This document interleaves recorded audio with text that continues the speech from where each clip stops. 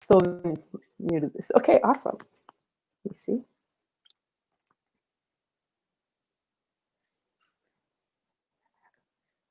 Hello, everyone. I'm just checking to see if we are now live. Yes, we are. Perfect. Hi, everyone. My name is Milka Millians, and I am here today with you with Dr. Kristen Liesch. And we will be together for the next hour talking about bias and how do you de-bias organizations. But what we're going to do is we're going to wait a few minutes and we're going to give people a little bit more time to start trickling in because we officially are starting at 12, but we'll just wait a little bit for others to start to come in. So if you are already on the broadcast, thank you for being here on time. We actually already have a link up that Dr. Liesch wrote. It's a very, yes, hi Makeda. It's a very provocative article that she wrote about why doing unconscious bias training is not that effective.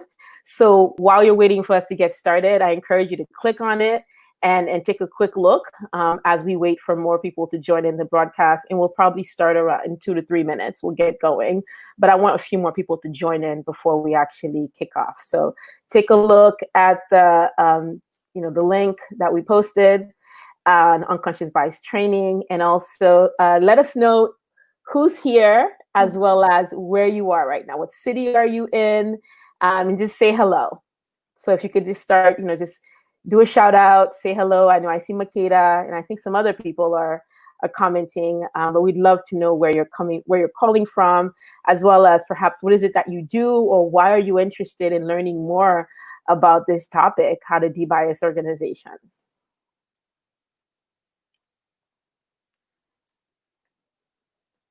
Oh, wow, we have somebody from, that's my cousin from Geneva, Switzerland. Very cool. Oh my God, Jess, hi, shout out to you. I know it's pretty late. It's all like 6 or 7 in Europe right now. So I really appreciate you joining this conversation all the way from Europe. So we're excited to have you, and thank you for supporting me. And we also have Lorraine from Philly, Katie from Philly, a lot of Philly people. Lysandra also from Philly. It's great representation. So let us know your name as well as what city you're in and why you're interested in this topic. And we're just waiting for more people to trickle in before we get started. And also, please check out that article that I have in the beginning of the feed that Dr. Liesch wrote about why to reconsider why unconscious bias training is perhaps not the best option. So take a look at that, and we're going to get started in 2 to 3 minutes as a few more people start to come in. Katie, also another person from Geneva. Hi, Katie. Thank you for joining us. Wow, we got some great representation from Europe. So Katie says, I've read a lot on my own about how unconscious bias training is ineffective, looking for things that do work. Okay, so Katie, you are in the right place. This is the right conversation for you. We have an expert, a thought leader in this space who's done a lot of work in this area. And so I'm very excited about this conversation. I'm also very excited for all of you who are here. So please continue to let us know where you're coming from, as well as your interests and why you're here and why this topic matters to you right now. We had quite a few people register, so I'm expecting more people to come in. So that's why I'm waiting for a few more minutes for more people to start joining us. Can everyone hear me, Milka? Yes. Yes. Can I get a thumbs up or some sort of indication? Let us know if you can hear both myself and Dr. Liesch, Kristen. If you can hear us okay, let us know. I thought I'd mention I may be the only Canadian on the show today, so I'm signing in from beautiful North Pacific, Victoria, British Columbia. Nice. All right, wonderful. Okay, so so audio is great. We're loud and clear. That's perfect. Thank you. So yeah, I mean, I think we may get some other people from Canada. You never know. It seems people are coming from everywhere. So Makeda says, I think organizations need to do a full interrogation of their policies, programs, and norms. There is a need to address the systemic practices that may limit access for employees, Love Yes, that. yes, yes to that. Yes. Yeah, we'll be talking about the very rich opportunity that is the organizational infrastructure when it comes to reducing bias and increasing equality. Wonderful. Thank you, Kristen. So we're going to touch upon many of the thoughts that you've posed or the questions you've asked.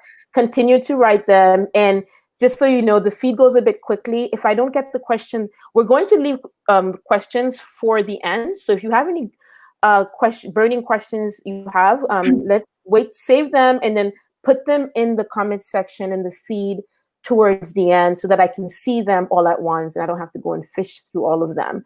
So, okay, so we're going to get started. It's 12:05, so I think now's a good time for us to start. So again, my name is Milka Malians.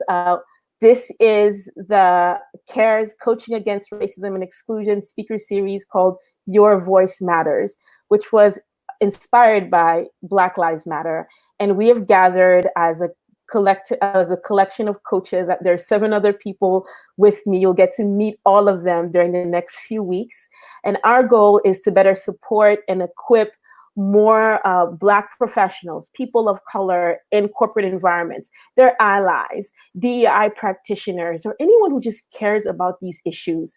And like us, you know something is wrong and you want better strategies, you want better tools, you want to know how can you help support, first, also put yourself in a position to be effective if you decide this is a type of work that you may get involved in your organization, or perhaps somebody calls you in to participate, that you are in a position to make a real impact, a lasting impact, and to be effective. But to do that, you need to have the level of knowledge, awareness, and to know how to even go about framing some of these challenges in an organizational context. And this conversation is about that.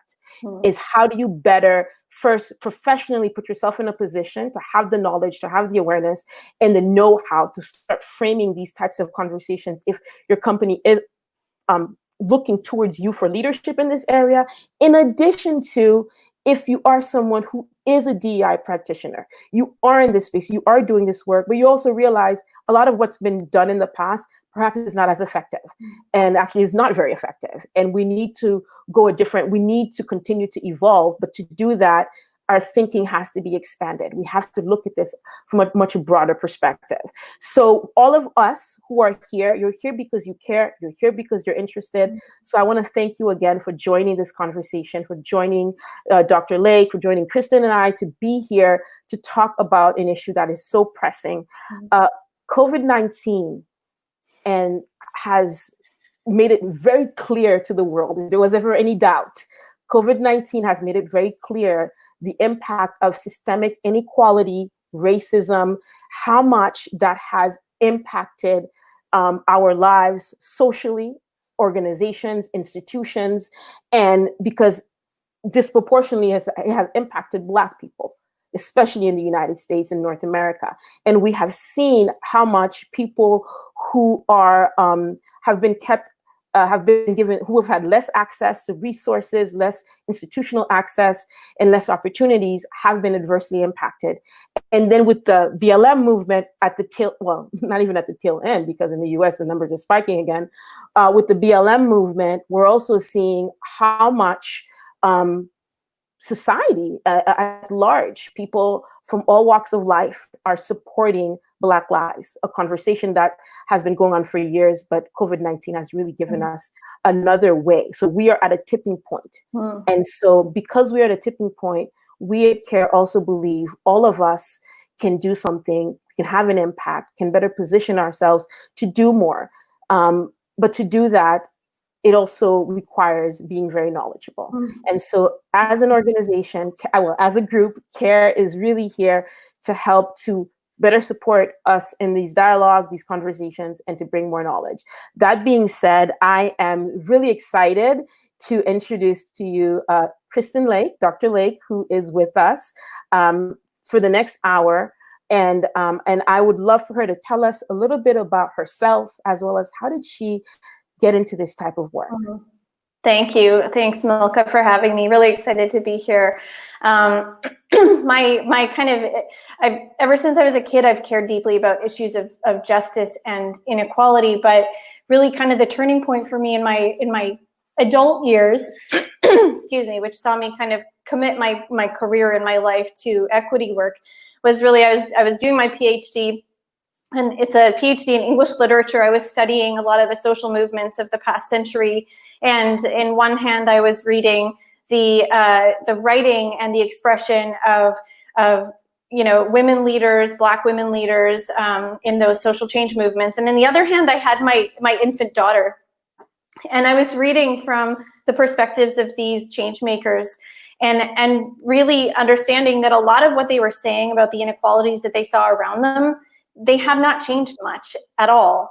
And so then looking to my kid, I'm thinking, like, this can't keep being the story. This cannot keep going on. And it kind of pushed me to start looking at what sorts of interventions were being used in the world of work in particular to go about dismantling the inequalities that have always been there. And I had come from a background in education and academia, so I was fairly unfamiliar with the corporate space. Excuse me. And so as I started to dig into the sorts of initiatives that we see in the corporate space, I got curious about, what effects are the sorts of things in the corporate space having?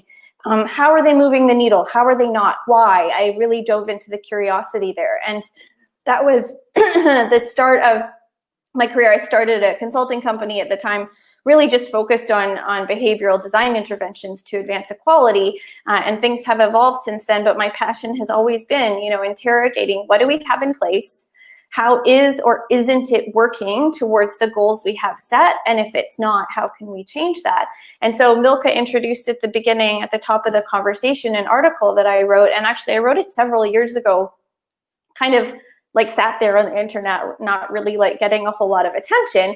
But I wrote it because the research that I had done on the effects of unconscious bias training and other diversity training interventions that focus on fixing an individual, they really don't, number one, they're not built on a research base, but they also have almost no evidence of effectiveness. And I was like, my brain was blown about this, because I thought, well, surely these things that have been in play for decades, they must work. But the more I dug into it, the more I found out it didn't. And when Milka just brought up the fact that we're in this moment of change, this tipping point right now, and we see a groundswell and an uprising with voices collectively together asking again for greater equality, particularly for Black folks. And it ties in really well to this conversation, because in fact, diversity trainings like unconscious bias training, they came on the heels of social movements like the civil rights movement, like the women's liberation movement, like the gay rights movement. They came on the heels of those strong and powerful movements for social change, but they were not designed by people who observed or experienced inequality. They were designed by folks in the corporate space, primarily general counsel and other risk mitigation type roles, to covered the organization's butt in regards to litigation. And that's the origin story of a lot of the diversity interventions we have in the workplace right now. And so to me, that means we have a real opportunity right now. We have an opportunity to innovate, to create new interventions that really are designed by people who, like Milka said, who care, who observe, who experience inequality, who want to do something about it to change the story. Thank you, Kristen. That is a wonderful introduction way to begin, because like you, I'm an organizational consultant. I'm also a coach. I occupy both roles. So I'm always interested in looking at both interventions, both from a human perspective as well as the organizational structure, and being able to look at these two different modes of operations, essentially, and also how they come together. And so I think you brought up a really good point earlier when you said, now is an interesting opportunity. I see this as a once in a generation opportunity, similar to the civil rights movement in the 1960s, that also different countries all over the world had some form of a rights movement during that time, where for the first time, we really are on a massive level, in a level that cannot be denied. We are being confronted with racism and systemic inequality with COVID-19. Like, it's so apparent, it's so obvious, it's hard to deny it, it's hard to it's hard for people to gaslight you about it, because you're really not seeing what you're seeing. And so for the first time, we're seeing the impact on such a global level. And so my first question to you, as a practitioner in the DEI space, so in the diversity, equity, and inclusion space, what role do you see that DEI can play to provide solutions in organizations in the US and globally that are more impactful, more data-driven, more effective beyond what we've been doing? Because what we've been doing has gotten us to a place where we are right now. There's been some strides, so we can't deny some strides have been made, but not very many, because in the US, actually, there are only 4 Black male CEOs in the Fortune 500. That's 0.08%, right? And that's just men. And there's no longer, there used to be a Black female CEO who was the head of of FedEx, and now she's gone. And so, so now here we are. And my question is, what more can DEI do to provide solutions that are more impactful going forward, that looks to really making systemic changes in organizations? Well, I think if you'll let me, I'll answer that question by going back to a thing you just mentioned, which is, so in short, I'm going to say that this is a time to really focus the conversation in organizations. And that's something that a DEI leader can do without budget, without buy-in. It's a thing they can do just from the get-go. And I say that because, you know, as you mentioned, the COVID-19 pandemic really has created a pressure cooker that has revealed, like you said, inequities and inequalities that have been around for a long time. It's just made them very stark. So, you know, the folks who are saying that the pandemic is the great equalizer, it's not, right? Like, it is absolutely not an equalizer. It is exacerbating existing inequalities. And in the midst of this pressure cooker of inequality, you know, it was, you know, with George Floyd and Breonna Taylor, those were like the straws that broke the camel's back, because, you know, inequality and racism has always been a thing in our societies. It has always been there. It has always been central to the experience of Black folks, and it has always impacted, you know, people's lives really, really significantly. And so it was like the time where it's like, no, like, this is enough, and we're going to talk about this now. And I mentioned to you, Milka, when we had our prep call yesterday, in your title, you know, I see the word racism there. And in the last, you know, many, many years of being a practitioner, and prior to that, very seldom have we centered the problem with its word in our conversations around equity and inclusion, right? Because back in the civil rights movement and in that era, you know, the demands were very clear: equality now, right? It was stop racism. It was equal pay. We didn't speak euphemistically about the challenges that we faced and the problems we needed to eradicate. And yet over the years, the conversation has shifted and evolved to become something in the corporate space that in many cases is more palatable, which in many cases is actually made to like appease white discomfort, right? Because talking about racism and putting that word front and center makes a lot of people uncomfortable. It's a lot easier to talk about, you know, how diverse we are, how included people feel here, whether they feel belonging, right? Like, these are very subjective. And it's also easy, you know, say for a leader to sit on a panel and go, you know, yeah, we're not as diverse as we could be, or we could really work on our belonging. But you imagine swapping that out for words like racism and sexism, and they wouldn't be saying, you're right, you know, we're still pretty racist, but, you know, we're working on it, we're getting there. Like, no, you can't. And so part of what I love about this moment is that we are centering the problem, we're naming it. And I think that in a lot of organizations right now where there is a sense of momentum, there's a sense of energy, it's a really great opportunity to ask questions like, what does racism look like here, right? How is racism expressing itself? How is it preventing people from achieving their full potential? What are the lived experiences of people in this organization? And it can start with race, it can talk about sexism, homophobia, and so on, because our organizations, their infrastructure, the way they're built with their policies and practices, all those things were not just kind of built in some vacuum of equality, right? They were actually built in the context of people who wield certain degrees of power, and they necessarily have inequality baked into them. But that means we have a great opportunity to find out what that inequality looks like, what that racism looks like, and uproot it. Yes, and and interestingly enough, I'm not sure if you're aware of this, but I believe either yesterday or the day before, there was a Senate committee where they brought in the top CEOs of all the banks in the United States, and they were literally all sitting next to each other in the Senate. And one of the questions they ask is about the, if any of them see that there is either a person of color, a Black person, or maybe a woman of different ethnic or racial background as potentially being one of their successors in the next 5 to 10 years. And none of them could have answered that.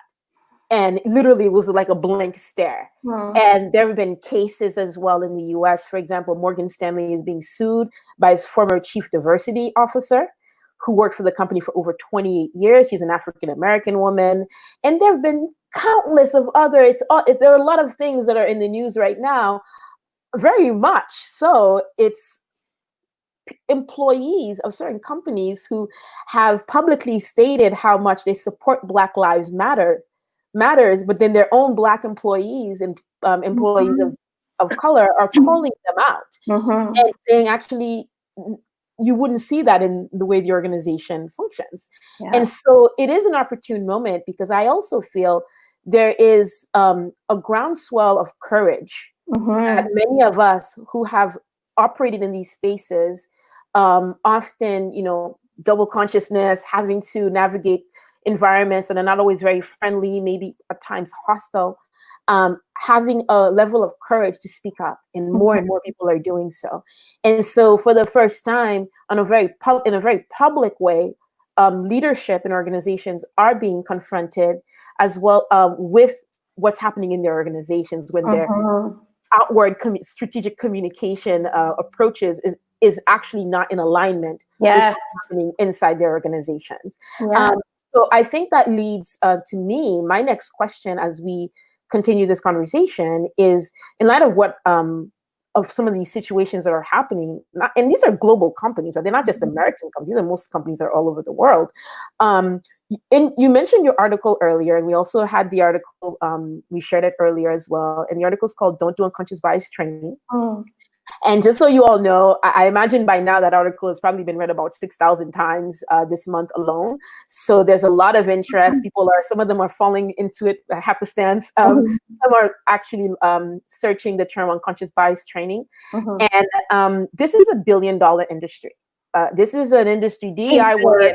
Right, $8 billion in the US. I realized, yes. So $8 billion goes into these types of conscious bias training programs. And you mentioned earlier how much of this work is compliance driven. And so tell us a little bit about your position on unconscious bias training, and also your your position on it and why you have that position, as well as the fact that it is such a growing, it's such a large industry, and the intention and the motivation that goes behind putting money in unconscious bias training versus actually creating interventions that are more impactful. Yeah, and you're hitting the nail on the head, because I certainly have a very powerful position and stance that every person can benefit from doing that personal work of interrogating what their implicit biases are, how they came to be, how they express themselves, and that journey of learning and unlearning in regards to our worldviews and how racism impacts us, how the sexism and so on. That personal journey is definitely worthwhile. So when I'm about to say what I'm going to say, I do not mean that people should not interrogate how it is that implicit biases come to be and are part of a broader system of shaping who we are in society. But when it comes to the fact that organizations do invest in the billions of dollars alone, in the US alone, every single year on these programs, what the ostensibly what they are designed to do, right, in an unconscious bias training session, for example, or even in a cultural competency training session and so on, is to provide an education to a group of individuals. Whether we're educating them on what their personal biases are, maybe folks take an implicit association test, for example, is the provision of education and then the expectation of behavioral change. And I mean, any of us who have ever pursued a project of I'm going to educate and then I'm going to behave differently, whether it's I'm going to learn how it is that I should move my body and feed it to be healthy, and then I'm going to expect that I'm going to follow up with the behavior, there is a phenomenon called intent-action gap. Right? So we can want to do something, we can mean to do it, but when it's so ingrained in our subconscious behavior and our cognitive functions, that's really hard. But it's even much harder when you do not have a receptive audience. And for anyone who's been in an unconscious bias training session or been mandated to take cultural competency training or something of that like, the people who can benefit from that education and a shift in worldview the most are seldom the ones who are open to receiving it in the first place. And so say that again. So people who could benefit from those trainings the most are seldom the ones who are open to receiving it, right? So if the desire is to create a workplace and an institution or organization where equality is the status quo, where processes and systems have, equity baked in, the way to get there is not by trying to train the bias out of people's unconsciouses, right? And there's their cognitive functions. That is an endeavor that would take everyday coaching, right? From folks like it takes persistent effort, self-education, right? It's a consistent pursuit that's very, very difficult. And again, that's something people should pursue. But again, it's this focus on let's fix the individual and hope that will have trickle out effects for the way the organization functions. But if we shift our thinking on that, and we think of how, as individuals, we operate and function inside the constraints of systems all the time, whether they're political systems, their educational system, health systems, or the system of an organization, we weave through our organizations and systems based on the constraints around us. What is our promotion policy here? How is it that we assess performance? What does succession planning look like? But not only that, how do we write communications to our public and the people we serve? How do we build our products? So, Kristen, before we continue to that, I actually want to go back because we're going to talk more about the systematic aspect of it, the systems thinking approach to this type of work. But you started off by talking about intent in action. So I'm a coach. I work as a coach and also as a consultant, right? So in many ways, it marries all of these things you're talking about. And so I do know that there is a gap between intent and action, which is why most coaching programs are generally the most effective ones are minimum 6 months to perhaps start changing some minimal behaviors to reach a particular goal, if that's the orientation, right?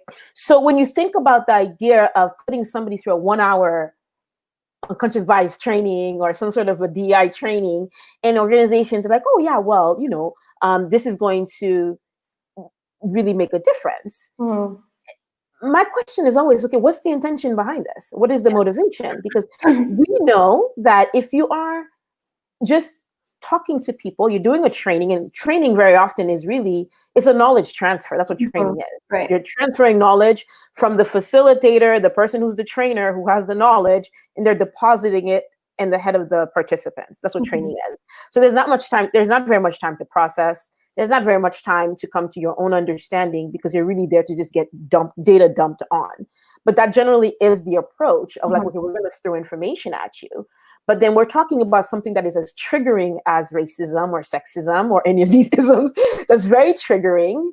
It can be very difficult for some people to receive that information. And recently I came across a very well-known thought leader in the coaching industry. He's a professor at Case Western University.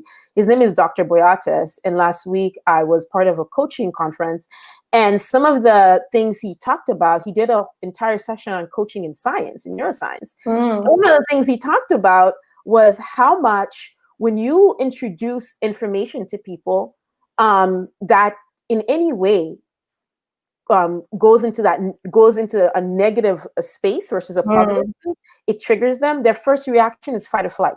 Yeah. Right. So if somebody who already, if they're mandated to go into an unconscious bias training program, and they didn't even choose to participate, and now you're sitting there telling them about racism, telling them about a bias, and all of these things that may actually make them feel they'll be more defensive. And what are some other things that you've come across when you get this type of reaction? And like, what are the long-term effects when somebody didn't want to be there, and now you're highlighting perhaps biases that are now more at the forefront of their head about certain groups because of that type of training? Yeah, well, I mean, what you're getting into is certainly bringing to mind a whole lot of what are the unintended effects of unconscious bias training that most providers either don't know about or don't talk about. I don't think there's anything malicious here. I really think it's just not widely understood. But for example, you talked about how it is that folks will respond when they come into a situation that's framed in a way that it has inherently in it that there's something wrong here, right? Unconscious bias training, we're here to try and like rid you of your bias, basically, right? That means there's something wrong, there's something that needs to change. And that's true, right? And yet the premise itself is going to trigger a response that is resistant.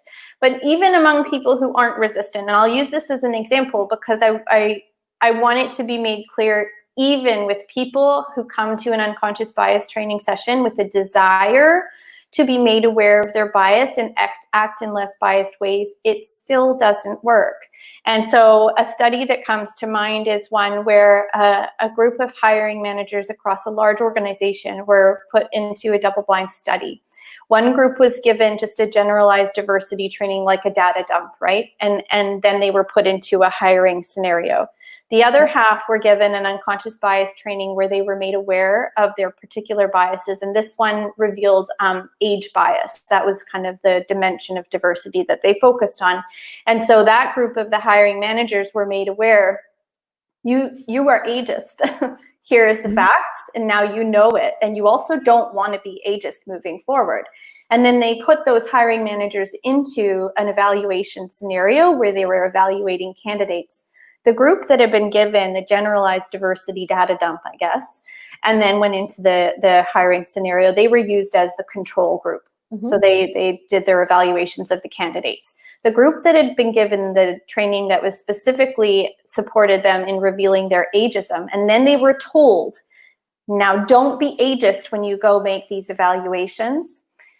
They actually ended up making evaluative decisions that were more ageist than the other group, because it's like saying, don't think about the pink elephant.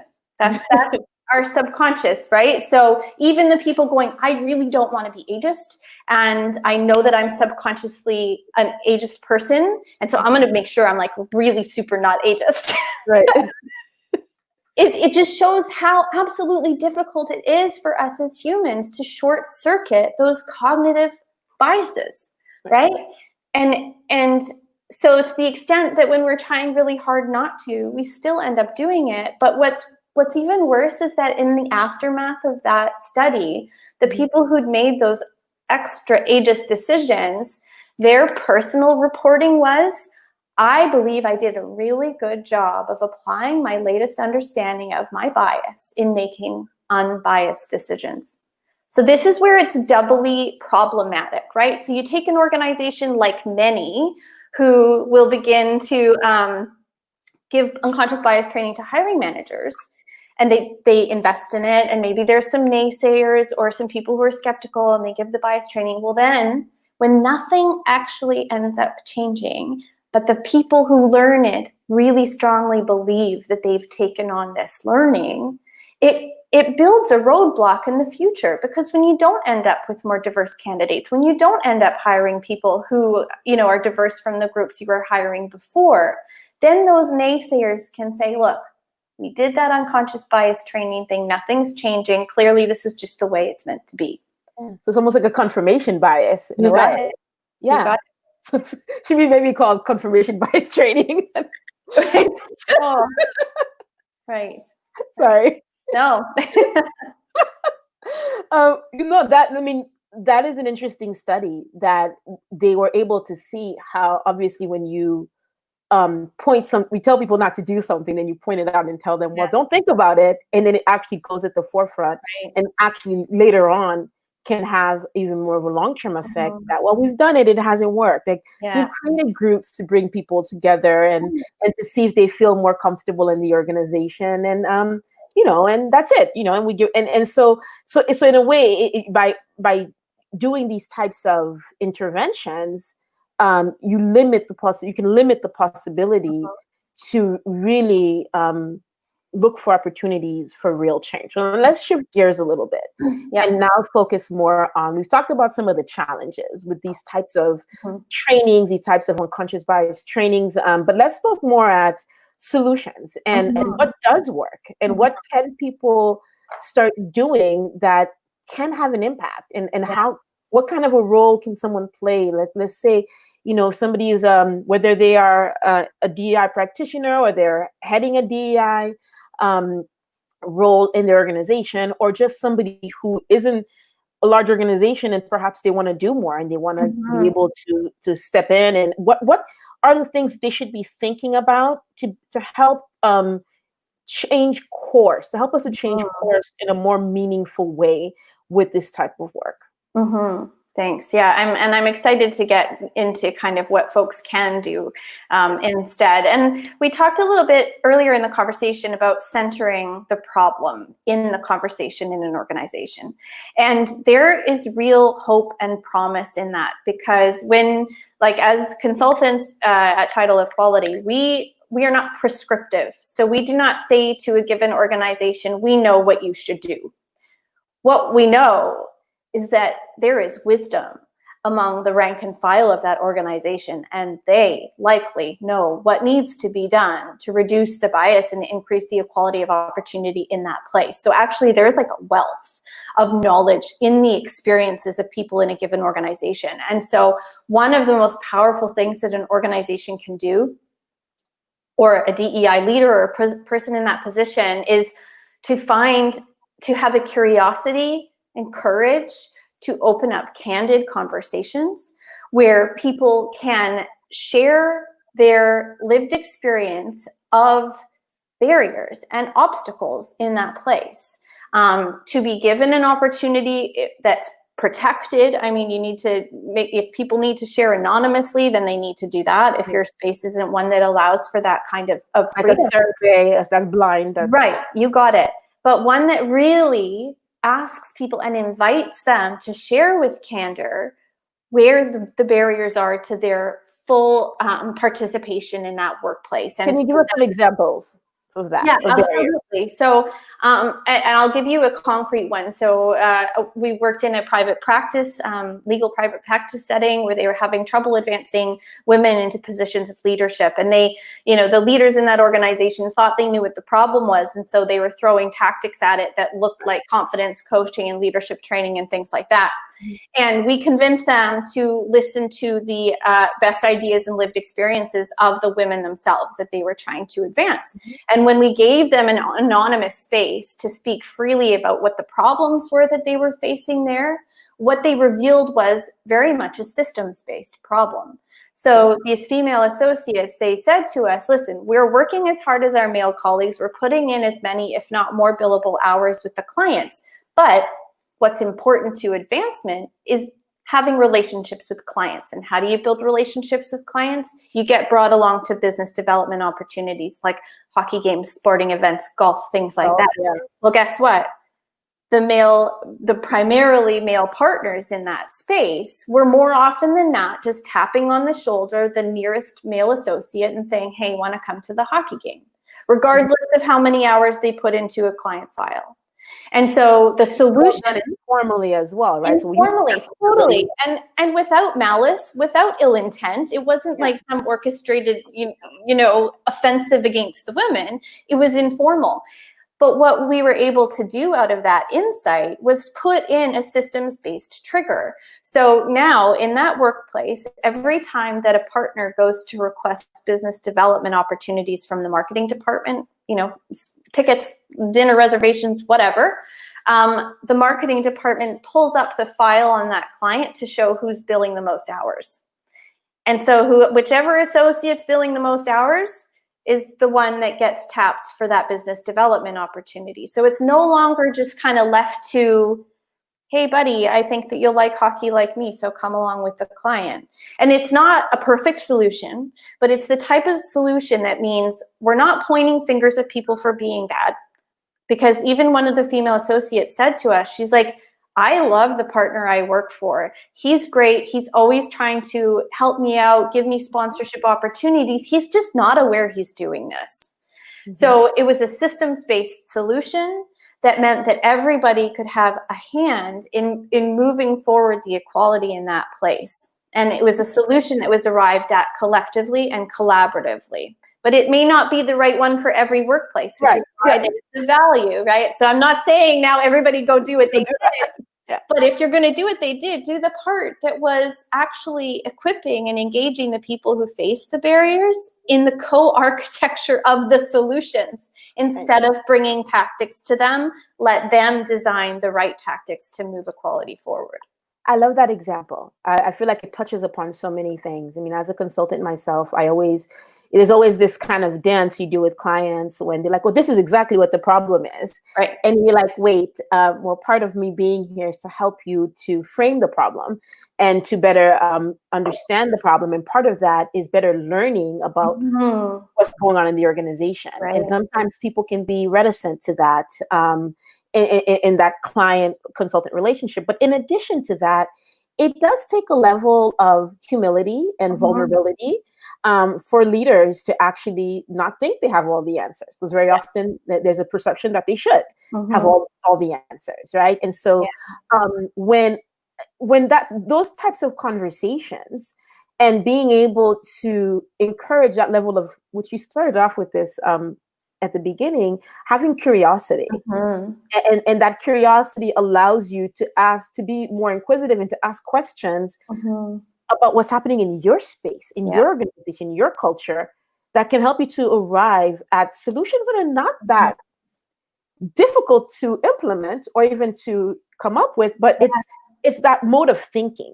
And so help us understand, perhaps what can somebody do to flex, to develop that muscle more in themselves, to start being able to rethink perhaps how they think? That's a hard question to answer, and I don't know that I have a satisfying answer to it. But I think just digging into what you brought out around the curiosity piece, right? Especially in this moment where we feel a lot of momentum and we feel like there is a ruckus being made that we can capitalize on. What I see happening in a lot of organizations is a leap to tactics. It is a leap to responsiveness, but not necessarily like you're, a thoughtful responsiveness, the right next step, as opposed to just a quick Band-Aid or something that makes us look good on LinkedIn or, So it does take courage to take a beat. And if you're a leader, or even if you're a leader of an ERG or a DEI person, or even just a person who really cares deeply about these issues, it takes a certain degree of courage to take a beat and say, before we try and fix what we think is our problem, let's really get into what this problem looks like here. Let's understand it from 360 degrees, not in a way that kind of like slows down, but goes, let's get to know this so that we can uproot this. Because if we don't get the right tactics in place, we might miss what our problem actually looks like completely. So that does take courage. It takes the courage to take a beat. It doesn't mean that you don't do anything, because the interrogation can be a massive step forward in itself, because, we were saying before how we haven't been centering words like racism and inequality in our corporate conversations. Even just bringing that into the corporate conversation is a massive step. It is. It is, and I'm happy you circled back to that, because I wanted to talk about that a little bit more, because there's a lot of coded words in the DEI space, like diverse peoples, and a lot of word like language that's been that's become a hallmark of this discipline, this industry, where it's it's really, when you really think about it, like, well, are you saying anything? Or are you saying a lot but not really saying that much? Because you don't get down to the root of what some of the challenges are, and getting to the root very often of often of a lot of problems is you're asking a lot of questions, so you can reduce it to its unit part, right? To really understand what the centralizing aspect of it, that the thing that you're trying to tackle.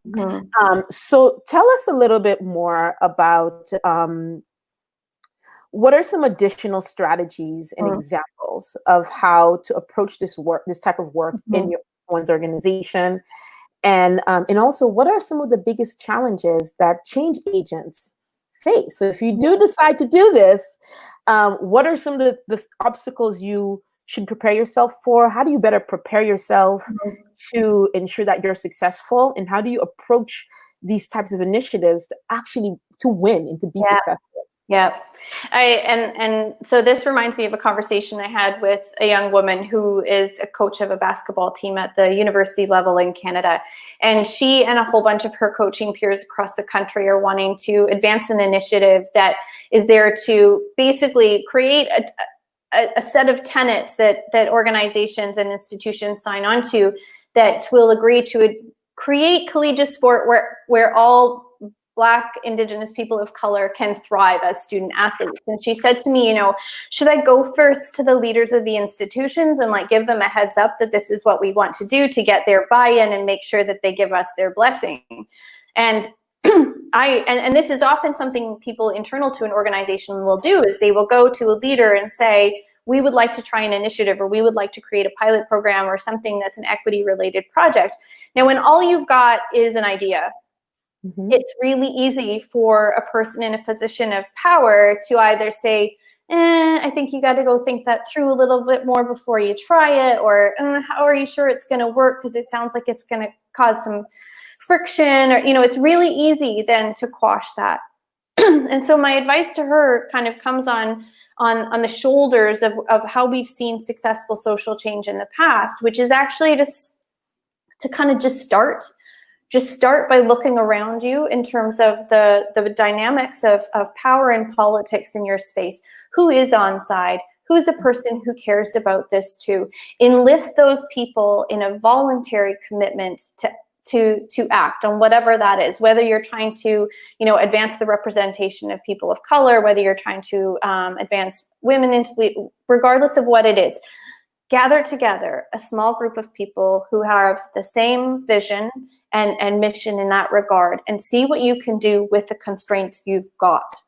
You may not have a big budget, you may not have any budget, but if you can get creative and figure out what is one small thing that together we can do, that we can learn from, we can make mistakes inside. It's not such high stakes that if we mess up, it's all going to come crashing down and we're going to end up looking like the person who didn't think it through. Start small, right? And massage whatever it is that your initiative is going to look like. Because once you do find some success, even if it's a small degree of success, that then becomes your ruckus. And when you've got that little bit of a ruckus and you've got people on board and you've got a little bit of grassroots momentum, at that point, you bring the idea to leadership and say, we'd like to expand this project. We'd expand this idea or this pilot. It's a lot harder for them at that point to like send you back to the drawing board, because you've done something within the constraints that you've got. And that works both inside organizations as well as inside communities and across sectors to do that sort of thing. I love that. And so actually, if you could tell us a little bit more about, we've been talking about, and I think very often when you think of DEI work, diversity, equity, and inclusion work, people can quickly go to we need to create an employee resource group or affinity group so people can, minorities and different types of people could go and create little groups so they can come together and whatnot. So that is one aspect, right? It's in many ways has been a core part of this type of work during the last few years. But if we were to take it a step further and we start looking at bringing in this perspective of looking at how lack of equity, and also lack of inclusion, not having enough people of different backgrounds and ethnic, racial, sexual orientation in organizations, when that does not reflect your customer base, right? When you have a huge disconnect between your customer base, the people who are your customers, your users, as well as the people who are in your organization, when there's a huge disconnect between the two, what are some of the challenges and negative impact you could have on your company, and also on the services that you provide that can actually that could sometimes even harm certain communities? Yeah, this can go two ways, and I'm cognizant of our time, so I will try and be concise. Sometimes that is brought as a conceptual argument to leadership for here's why we should, diversify our talent base, is we don't reflect the clients or community that we serve. And so conceptually, let's take that as an idea, and here's a reason why we should try and alter this narrative. There's another way to do that, and that's from starting on the inside. And I'll use another client example. We worked with a marketing and media company, and they serve primarily the service and hospitality industry. And when we were working with them, we were training them on a thing we call the equity sequence. That's a practice folks use to identify opportunities to create greater equity and reduce bias. But anyways, one of the case studies we were teaching them on was based on a real client that they had. And this real client that they had was one of the first Black female chefs to get a Michelin star. And the case study we were giving them was like, they're wanting to design a pop-up event, and you're in charge of the media and marketing for this pop-up event. And we had them start considering, who are you designing this for? Who is designing it? Who are you designing it without? And they, as a group, began to realize, well, man, like, we're mostly a bunch of like late 20s something white women who came from roughly the same design schools and backgrounds, and yet we're trying to build an effective and event that is going to also appeal to communities that we really don't touch in. Like, we are at a major disadvantage. It is to our advantage as a team to be able to draw on different perspectives, lived experiences, and community connections. And so it was revealed to them in the process of asking those kinds of questions that it wasn't just some conceptual thing that they should look to, expand where they recruit for team members and so on. It was like an internal drive to say, oh, like, we're not doing the best by this client because we haven't managed to reach further in our recruitment and recruit from different communities. And so it was very concrete to their actual objective achievement that they were lacking. Thank you. That is a wonderful, wonderful, wonderful response. And now we're going to switch to questions. We do have a few, and I want to get to them before we end. So we have a question from Lorraine. Lorraine asks, I am interested in learning about what inclusion means at a personal team level. So beyond the organization, when we start talking about within teams, how can you create a more inclusive team environment? I often shift that language back to equality only because let's take a team, for example, right now working at home during COVID. You could have a really inclusive leader on your team who is really emotionally intelligent and is there to hear from the perspectives of all their direct reports and is really open and warm. But let's say you're like one of the only single parents on that team, and you're really drowning during COVID with your kids at home, and it is like insane, and your productivity is suffering. You might have a great boss who cares for you. But if you don't think there are actually like equitable mechanisms in place in that team and in that organization, then maybe you bringing forward the fact that, like, man, I know my productivity is lagging and I got kids crawling all over me all day. Like, this is horrific. I don't know how to do this. They might be a great boss, but if you don't believe that there are mechanisms to protect your the equity of your position in that team, you're going to be less likely to talk about it. And so I really believe that equity and inclusion go hand in hand, that you can't necessarily have true inclusion without also having an equitable framework for that inclusion to exist. Otherwise, it turns into people feeling like they've got to be positive because, look, my boss is great, you know, they're really emotionally intelligent and they try and make me feel included, but there's still not equity here. Right. And I think you bring up, that's a great point. And what I would like to add to that is, if you were to add another step to it and you consider how would you create that sort of like equity framework, right? So what are feedback mechanisms that would allow you to share without you feeling like you're going to get penalized? You're going to be, you know, if you are a single mother or whatever your situation is, then you're not going to feel like you're being penalized because you're not, your experiences don't reflect perhaps the core group's experiences. So if you are, you know, if you are a single mom or you're a mom with a family versus everybody else in the group may have a different situation, can you share that back and can that be taken into consideration in a way that allows for over time that you get the support that you need to still do your work, that your situation can also be taken into consideration in a fair way. So that's a great point about equity. So there are many more questions. I have another question about there was a question about during when somebody is interviewing at an organization, what are the things that they can do to ensure during the interview process they can better understand how committed the organization is to DEI and beyond lip service? Yeah, I think, you know, a lot of organizations, you look at their careers page and it looks great. Like the window dressing is beautiful. You know, we've got ERGs, we've got leadership training, we've got all of these things. We've got, you know, all kinds of celebratory events and things. And I think that one of the things that you can start asking, and that we should all start asking, is what's behind the window dressing, right? So how can you tell me about, you know, they'll ask you questions that are about experience and what you've done. You can ask them, you know, can you describe to me how it is your organization has found new ways to ensure that your promotion practices are equitable? You know, or can you tell me about how the organization's product development ensures that there's equity taken into account? Or, you know, like you can ask about process level things and have them prove to you that they're touching on all of those opportunities to make that workplace one where equality can thrive. Great. And I've actually done that in the past, and I've gotten different types of, I actually once had a hiring person get really mad at me. She pretty much hung up the phone on me because my question was about leadership.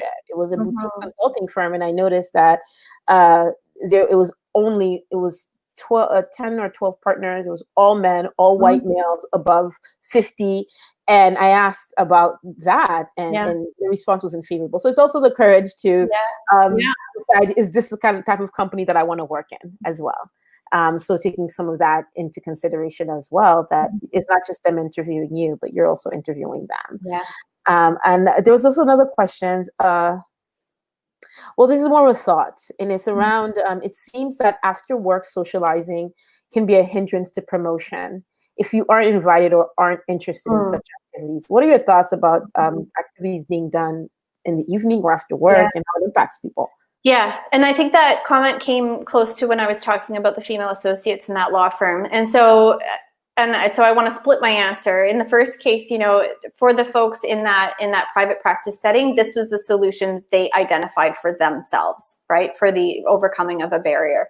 But I think that you know, it's Vicky there making that comment. You're absolutely right. And so I think that in the design of social events in organizations, that's one of those really great low-hanging fruit opportunities to interrogate whether or not this practice, this activity is something that's equitable. Because we know that in those after hours socializing opportunities, that's when informal relationships are built, or that's when informal alliances are created or affinities are created between people.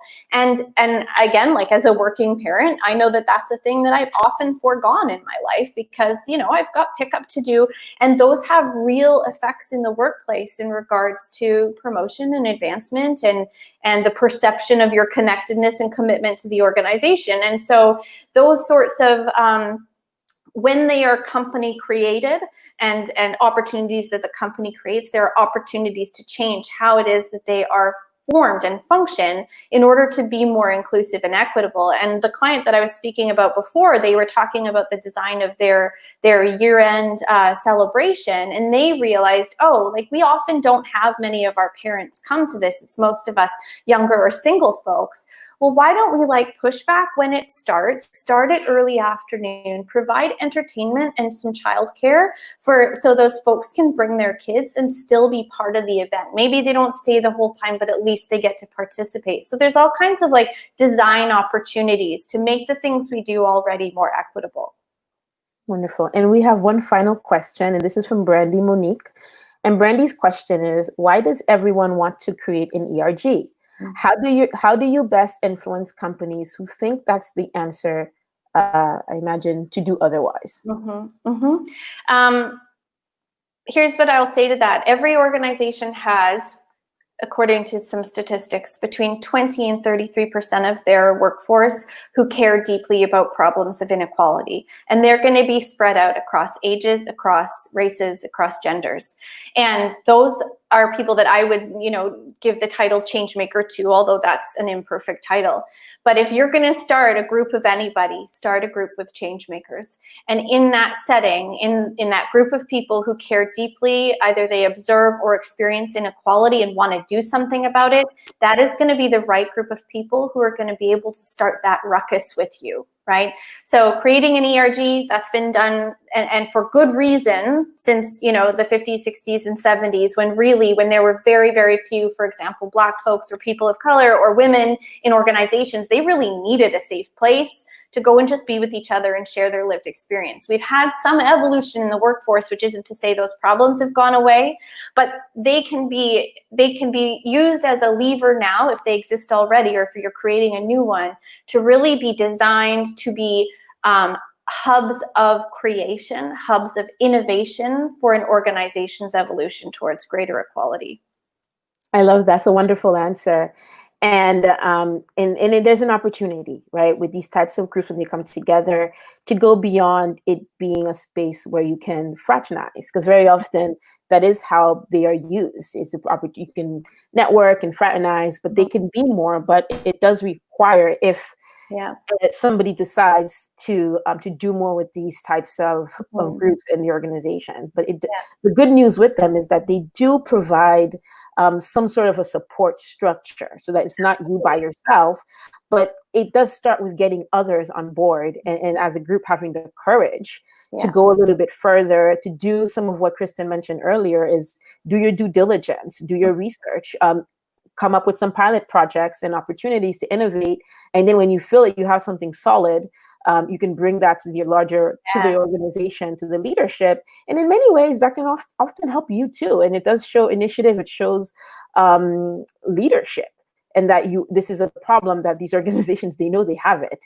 But the courage to look for new solutions is something that if we all should choose to do more, there is an opportunity. So this has been great. We are at our time.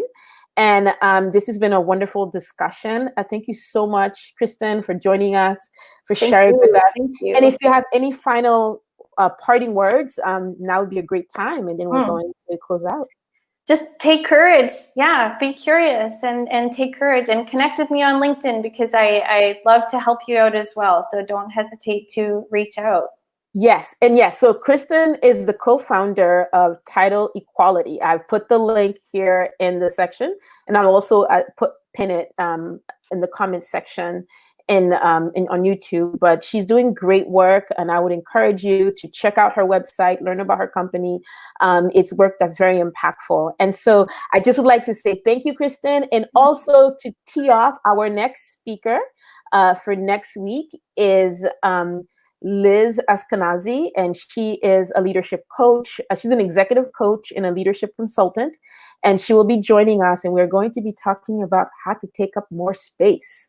I love that topic. Liz is an exceptional coach, and I know you're going to get a lot of value from that conversation. So I encourage you to come back again next week. July 8th at 12 p.m. Eastern Standard Time. We will be here. We'll be hearing from Liz. Liz has been a coach for well over 13, 14 years. She's been in this business for a very long time. She coaches executives right now. And so she's a great person to learn from. So I encourage you to come back. If you have not subscribe to this channel, as well as hit the notification bell so that you do get a reminder when we are starting, and that you're aware of that when we are getting going. So again, thank you for joining us. Thank you for joining Care. Thank you, Kristen. Care is Coaches Against Racism and Exclusion for our speaker series, Your Voice Matters. Have a wonderful day, everyone, and take care, and please be safe. Thank you. Thanks.